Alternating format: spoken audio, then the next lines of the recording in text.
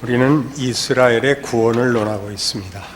이스라엘은 예수를 거절했고 그 구원을 거부했는데 당연히 이스라엘은 구원에서 제외됐어야 맞지 않느냐.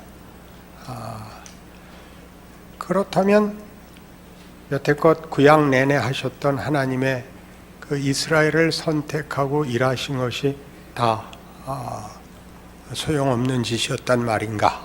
여기에 이르죠. 이스라엘이 그렇게 된다고 해도 우리는 그것 자체로는 아무래도 좋은데, 그러면 구원을 받았다가 선택을 받았다가 취소가 될 수 있단 말이냐? 우리가 잘못하면 그만이란 말이냐? 여기까지 오기 때문에 이 문제는 매우 중요한 것입니다. 율법이 소임을 다하지 못하고 한계가 드러나서 그것을 준 민족을 구원할 수 없었다면 인류를 구원하기 위하여 주신 예수도 아차 잘못하면 무용지물이 될 수 있지 않느냐, 이렇게 연결되기 때문에 이스라엘이 장차 어떻게 될 것이냐는 대단히 중요한 문제로 부각되었고, 바울은 당연히 이스라엘은 구원 얻는다, 저들의 거부가 그들을 통하여 증거될 복음을 가로막지 못했던 것처럼, 그들이 실패했음에도 불구하고 약속된 구원이 이방에 넘친 것 같이 저들의 배반과 거부가 저들의 운명을 결정할 수는 없을 것이다. 이방에게, 율법 없는 이방에게 구원을 허락하신 하나님의 은혜가 저들도 마침내 구원하실 것이다. 이것이 로마서 9장과 10장과 11장에 걸친 사도 바울의 복음의 크기에 대한 그의 믿음이요, 하나님의 일하심에 대한 이해입니다. 그러나 이 문제는 여러 가지로 다시 살펴볼 필요가 있죠. 율법이 이스라엘로 예수를 믿는 일을 성공시키지 못했다면, 오히려 방해가 됐다면 율법은 왜 준 것인가? 율법으로가 아니고 예수로 말미암아 은혜로 구원을 얻은 성도들에게 율법의 가치는 무엇인가? 그 소용은 무엇인가?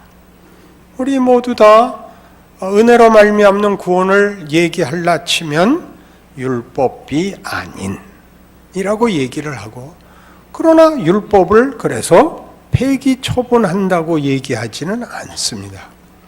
율법은 지켜야 되지만 그것이 은혜의 수단은 아니라고 하는 그 사이, 그 조화, 그 균형을 우리는 매우 조화시키기가 어렵지요. 본문에 있는 10장 4절을 보시면 그리스도는 모든 믿는 자에게 의를 이루기 위하여 율법의 마침이 되었다. 율법을 끝냈다. 그 목표를 이루었다는 뜻입니다. 이제는 더 이상 필요 없다가 아니라 율법의 진정한 목표를 완성했다. 그게 뭐냐? 그러니까 율법은 원래 의도와 의미가 뭐냐?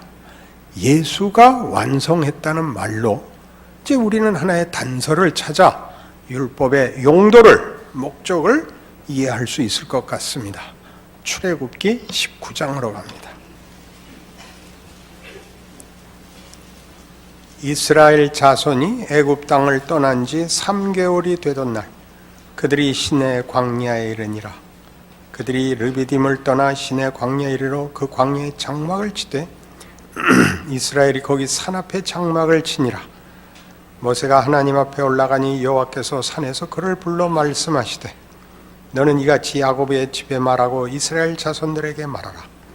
내가 애굽 사람에게 어떻게 행하였음과 내가 어떻게 독수리 날개로 너희를 업어 내게로 인도하였음을 너희가 보았느니라. 세계가 다 내게 속하였나니 너희가 내 말을 잘 듣고 내 언약을 지키면 너희는 모든 민족 중에서 내 소유가 되겠고 너희가 내게 대하여 제사장 나라가 되며 거룩한 백성이 되리라.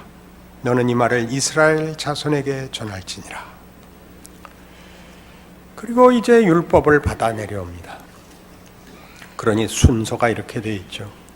율법을 주고 지키면 너희는 내게 대하여 제사장 나라가 된다가 아니고 구원이 먼저 오죠.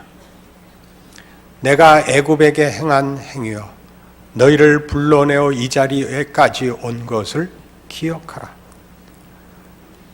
너희가 내 말을 듣고 지키면, 이렇게 조건으로 갖다 붙이지 마시고, 이렇게 불러낸 것은 너희를 다만 종되었던 애굽 땅에서 해방시키는 것이 끝이 아니라 너희를 그 노예의 자리, 세상 더러움에 짓눌려 있던 자리에서 꺼내 거룩한 존재, 거룩한 인물을 주려 함이니라. 그러니까 뒷부분에 나오는 너희가 내 말을 잘 듣고 내 언약을 지키면 너희는 모든 민족 중에서 내 소유가 되겠고 너희가 내게 대하여 제사장 나라가 되며 거룩한 백성이 되는 것은 명예인 것입니다. 영광인 것이죠. 허클베리 핀의 소원은 학교 가는 것. 학교 앞문으로 들어갔다 뒷문으로 나오는 걸 학교 가는 것이라고 그러는 사람은 없습니다. 공부하는 것입니다. 그를 학교에 보내려면 누군가 보호자가 있고 그가 가서 공부하고 돌아오면 밥 먹여주고 잠자리를 줄 그런 보호자가 있어야 가능한 것입니다. 새 옷 입히고 잠자리 주면 되는 게 아니라 공부를 시켜야 되듯이 하나님은 우리를 죄와 더러움에서 꺼내서 끝내는 것이 아니라 그냥 모든 지은 죄를 지워버리고 표백하고 뺑기치를 해서 끝내는 것이 아니라 하나님의 그림을 그리시겠다고 합니다. 이 부분이 만만치 않죠. 십계명을 보십시오. 율법의 의도가 무엇인가? 나 외에 다른 신을 두지 마라. 나를 피조물의 형상으로 조각하지 마라. 내 이름을 망령되이 일컫지 마라. 안식일을 거룩히 지키라. 하나님이 어떻다는 거예요? 하나님은 충분하시다는 거예요. 우리는 더 이상의 단어가 없어서 그래요. 하나님 홀로 주인이시다. 권력이 집중되어 있다는 뜻이 아니에요. 영광과 생명과 진리와 의와 가치와 승리와 모든 만족이 그분께 있습니다. 그분이 주실 수 있습니다. 그분이 여러 개 중에 하나를 담당하는 한 과목의 책임자가 아니고 우리라는 인간과 이 세상을 모두 다스리시기에 충분하시다. 그게 계명의 앞부분이죠. 두 번째 계명은 거짓말하지 마라, 도둑질하지 마라, 살인하지 마라, 내 이웃의 것 탐내지 마라. 무슨 뜻이라 그랬어요? 내 필요를 이웃에서 뺏어와야 되도록 놔두시는 하나님이 아니다. 너와 네 이웃에 쓸 것은 내가 채운다. 넉넉하게 살아라. 예수님이 하나로 모으셨죠. 어느 계명이 제일 큽니까? 첫째는 내 마음을 다하고 뜻을 다하고 성품을 다하여 주 너의 하나님을 사랑하라 하셨으니 이것이 크고 첫째 되는 계명이요. 둘째는 이와 같으니 네 이웃을 네 몸과 같이 사랑하라 하는 이 말씀에 모든 율법이 하나님의 뜻이 담겨 있다고요. 그게 계명입니다. 그러니까 율법은 지켜서 구원 얻는 조건도 아니고 하나님과의 관계를 존속시키는 방법도 아니고 하나님의 백성으로서의 자기 가치를 확인하는 방법도 아닙니다. 그것은 놀라운 부름입니다. 우리는 끊임없이 율법을 논할 때마다 그것이 나의 노력의 성과였고 지금도 그것을 내가 유지시키고 있고, 그리고 하나님이 나를 부르신 이유는 봐라, 벌써 하나님은 이걸 알고 계셨던 거야. 난 쓸모있는 존재야. 난 너와 달라. 여기서 벗어나지 못하고 있는 것입니다. 율법은 우리를 하나님을 믿게 만들며 하나님과 화목하게 하며 하나님을 사랑케 하기 위하여 제시된 하나님이 누구신가, 우리를 무엇을 위하여 불렀는가에 대한 요약입니다. 아주 세밀한 자상한 설명입니다. 그러나 이스라엘은 그것을 끝까지 자기네들의 조건으로 만드는 데 썼습니다. 그래서 어떤 일이 생겼는가요? 하나님이 오시자 거절해버렸죠. 거기가 바로 율법이 의도한 것과 인간이 가진 죄가 그 율법을 어떻게 오용하고 악용했고 왜곡했는지가 드러나는 중요한 장면인 것입니다. 현실로 돌아올까요? 신약 시대는 예수를 믿은 사람들입니다. 금방 차별화하죠. 저들은 율법이 있었고 우리는 믿음이 있다. 저들은 율법을 고집하는 바람에 믿음을 가지지 못했다. 그렇게 간단할까요?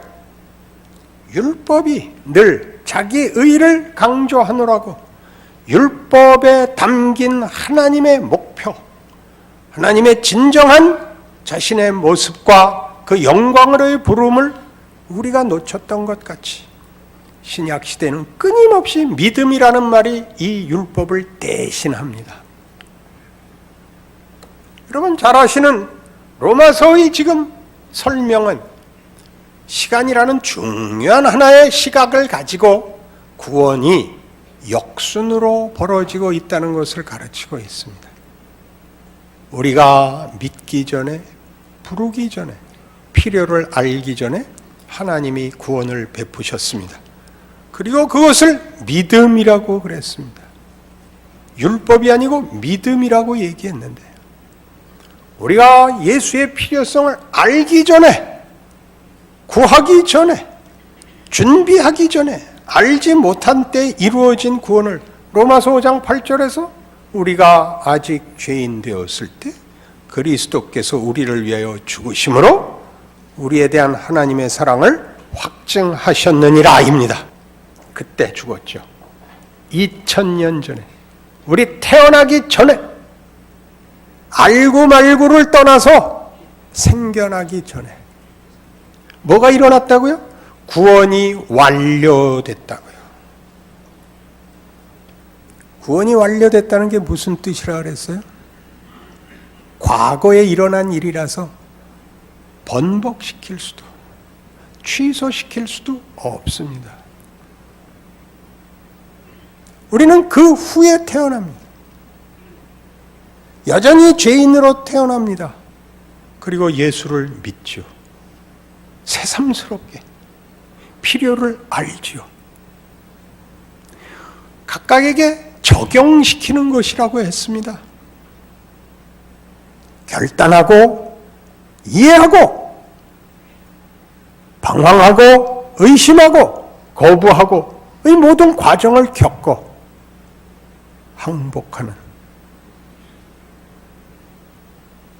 내가 내 마음으로 항복하는 그런 과정을 주시죠. 시작이 나한테 있지 않았다는 것 확인하는 것이 믿음이라는 단어입니다. 내가 예수를 믿어서 구원을 얻은 것이 아니라 내가 모를 때 우리를 구원한 하나님의 방식이기 때문에 믿음으로라고 그러고 있는 것입니다. 행위의 법칙이 아닌, 우리는 태어나지도 않았는걸요. 믿음은 하나님이 구원을 우리에게 주시는 신적 방법이었습니다. 다른 표현으로 은혜라고 합니다. 은혜라 그러면 하죠. 그렇게 얻어진 구원, 그걸 우리는 어떻게 써먹는가 보십시오. 넌 믿음이 없어부터 시작해서 믿지 않으면 안 돼. 전부 우리의 조건과 자격으로 돌아와 무기가 되죠. 안 그렇습니까? 이스라엘이 율법을 가지고 예수를 거절했던 것처럼 신약 시대의 교회들은 믿음이라는 걸 쳐들어서 예수를 거부합니다. 예수를 거부한다는 게 뭐죠? 예수는 모두를 기다리고 있습니다. 예수는 모든 것을 자기가 행한 대로 갚지 않고 계십니다. 그걸 해야 됩니다. 아무래도 좋다고 얘기를 하는 게 아닙니다. 비기너들이 교회에 올 수 있습니다. 교회와 기독교 신앙을 오해하고 있을 수 있습니다. 겉으로 보기에 윤리적으로 못났을 수 있습니다.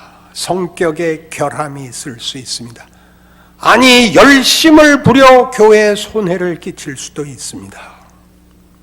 그 모든 것을 믿음이라는 이름으로 정죄를 해버리고 죽여버리려고 하셔서는 안 됩니다. 교회가 아무래도 좋다는 건 당연히 아닙니다. 그러나 교회를 어떻게 이해하는가, 자기가 얻은 구원을 어떻게 이해하는가 하는 것은 거기서 드러나는 것입니다. 거기서 드러나는 거죠. 상대를 위하여 쓰라는 말 아닙니다. 스스로에게 적용하십시오. 스스로에게. 예수를 믿는다는 것은 바로 이 문제에서 늘 와서 걸리는 것입니다. 시편 51편에 가시죠. 시편 51편 16절. 다윗의 회개이십니다. 주께서는 제사를 기뻐하지 아니하시나니 그렇지 아니하면 내가 드렸을 것이라. 주는 번제를 기뻐하지 아니하시나이다. 하나님께서 구하시는 제사는 상한 심령이라. 하나님이여 상하고 통회하는 마음을 주께서 멸시하지 아니하시리이다. 주의 은택으로 시온의 선을 행하시고 예루살렘 성을 쌓으소서. 그때 주께서 의로운 제사와 번제와 온전한 번제를 기뻐하시리니 그때 그들이 숫소를 주의 제단에 드리리이다. 51편은 늘 오해되는 시죠. 회개의 시라고 되어 있습니다. 잘못했습니다. 잘못했습니다. 잘못했습니다.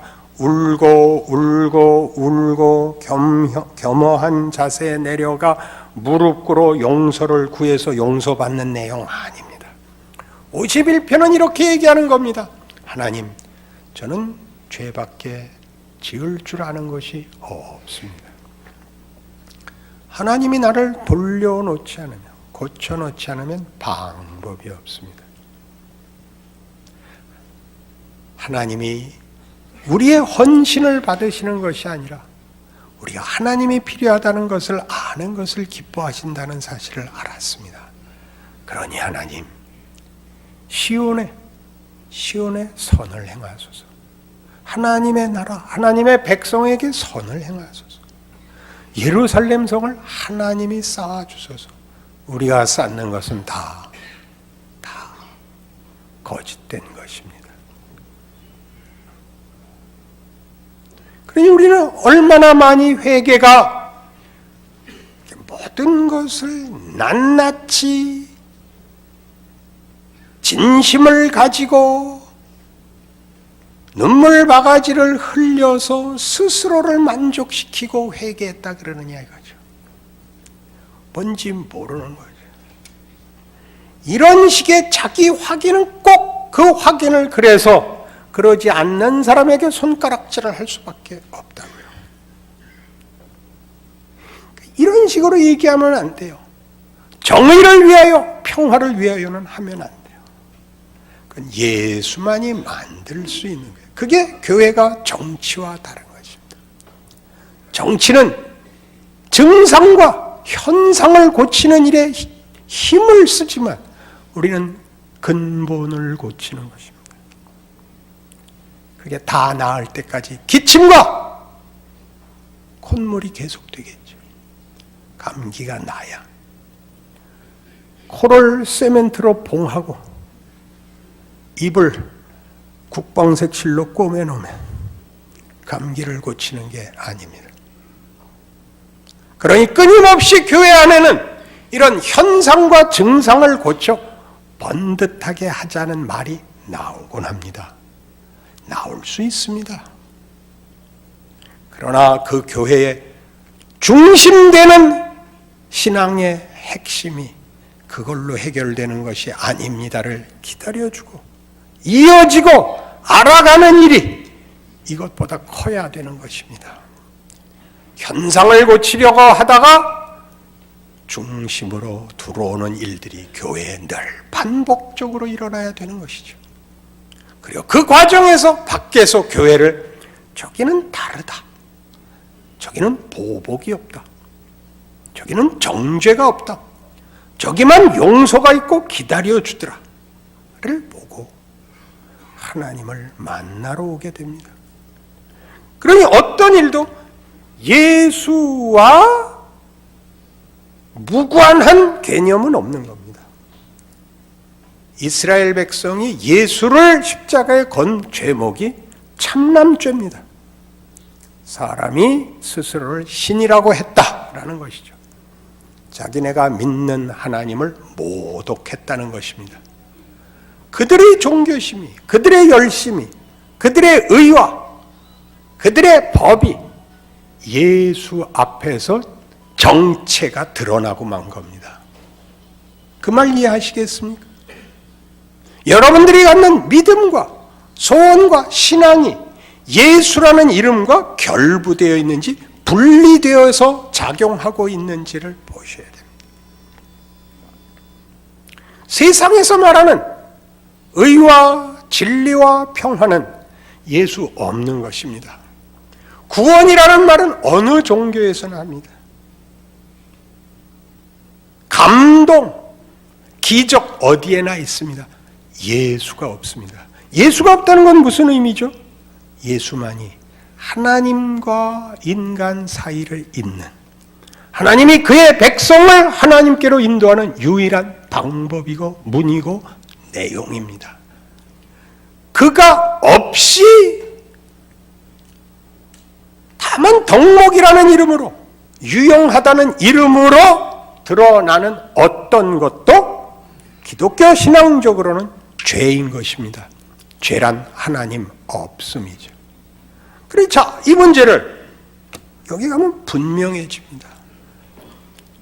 마태복음 갈라디아서 5장으로 가시죠. 갈라디아서 5장에 오면 잘 아시는 이 구절 읽읍시다. 갈라디아서 5장 22절.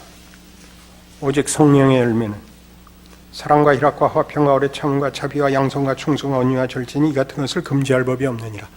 이걸 맺자 그러는 것이 얼마나 틀린 것인가를 알아야 돼요. 성령의 열매를 맺자가 아니고 성령의 열매라니까. 내가 얼마나 신앙이 좋은지 이런 열매가 보상됐다가 아니라 성령만이 맺는 열매가 나에게 매일 열리는 거예요. 요한복음 15장 기억하시죠?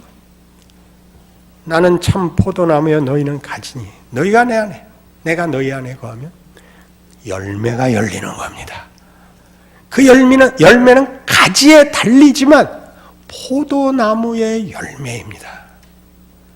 가지가 줄기와 분리되거나 구별되거나 경쟁하거나 가지가 열매를 가져 줄기에 대하여 자신의 가치를 증거하는 것이 아니라 너무나 당연한 그 나무의 열매가 가지에 달리듯이 성령의 열매인 것입니다.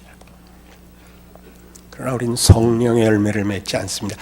신앙의 열매를 맺습니다. 여기가 무서운 데입니다. 기도했더니 그 중요한 간증입니다. 하나님이 들어주셨다는 거죠. 하나님이. 그러나 내가 해서라는 거죠. 내가 해서 하셔야 됩니다. 어디에 강조점이 있는가 보십시오.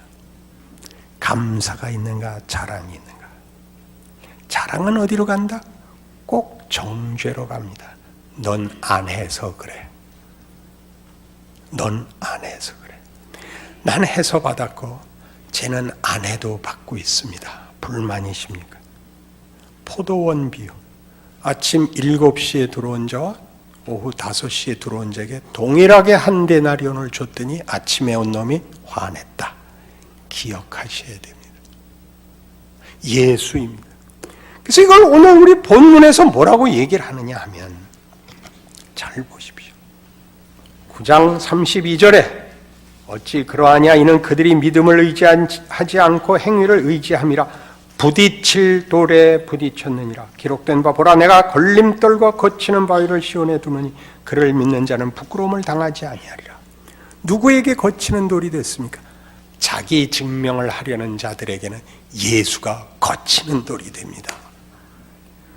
아침에 온 자와 오후에 온 자가 똑같다는 게 넘어가지지 않습니다.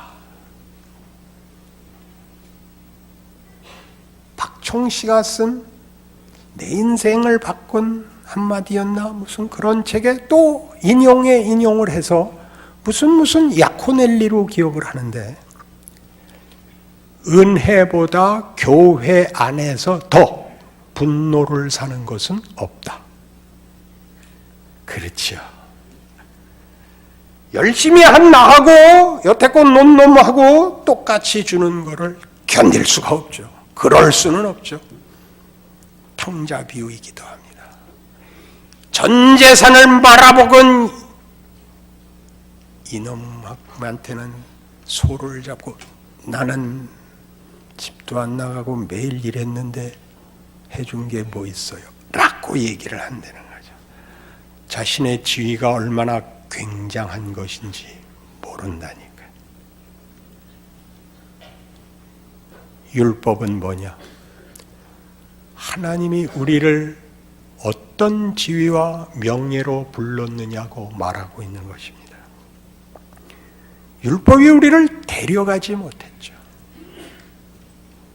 김장환 목사님 유학 갔다 오신 학교는 아주 좋은 학교입니다. 여러 교칙 중에 이 두 교칙을 제가 기억하고 있습니다. 아까 책에 쓰셨어요. 너무 놀라운 규칙인데 크리스찬 스쿨입니다. 외출이수와 싸움은 퇴학이다. 멋지죠? 같은 학교 학생이 데이트 신청을 하는 걸 거절하면 퇴학이다. 퇴학까지는 제가 과장입니다. 이게 무슨 말일까? 이 학교를 다니면 데이트 상대로서 손색이 없다. 넌 그걸 거절하면 학교를 무시하는 거다. 그런 뜻입니다. 잘난 척은 그렇게 하는 겁니다. 명예롭게 하는 것입니다. 율법이든 믿음이든 우리는 사람을 잡는 데 쓰죠. 살리는 데 써보십시오. 스스로의 인생을 밖에서 보상을 받아 명예를 유지하려고 하지 마시고, 누구를 잡아 명예를 유지하지 마시고, 살려서, 삼켜서 멋진 일을 해서 스스로의 명예를 확인하지 않으면 율법도 예수도 거침돌 외에 아무것도 아닌 것이 됩니다. 예수 믿는 게 다만 힘들고 억울할 뿐이죠. 돌아보십시오. 하나님이 예수를 십자가에 매달아 자신의 영광을 증언하십니다. 우리 지난주엔 이거 했죠. 이 아들은 죽었다가 살았다. 내게 있는 건 다 네 거 아니냐. 이렇게 제가 했어요. 우리 아버지가 이런 아버지였으면 좋겠다. 그렇죠. 그 아버지가 뭘 하셨다고요? 당신의 영광을, 우리를 위하여 그 아들을 십자가에 못 박는 방식으로 영광을 증언하시는 분이랍니다. 더 이상 무슨 명예와 욕심이 필요하겠습니까? 여러분이 가진 믿음이 무엇인지 아는 여러분의 인생이요 자랑이기를 바랍니다. 기도하십시다. 하나님 아버지 은혜를 감사합니다. 하나님을 아버지라 부르는 게 얼마나 큰 것인지, 굉장한 것인지, 우리의 인생 하나로 쩔쩔매는 그럴 일이 아니라는 걸 배웁니다. 고난의 길을 걸을 수 있고 억울한 길을 걸을 수 있으나 그 어느 자리에도 하나님의 자녀이며 영원한 영광과 승리가 우리의 것이라는 것을 압니다. 우리의 고난이 우리로 섬기는 길을 가게 하고 누구를 품는 길을 가게 한다는 사실을 기억하고 멋진 인생 사는 우리 되게 하여 주시옵소서. 예수님 이름으로 기도합니다.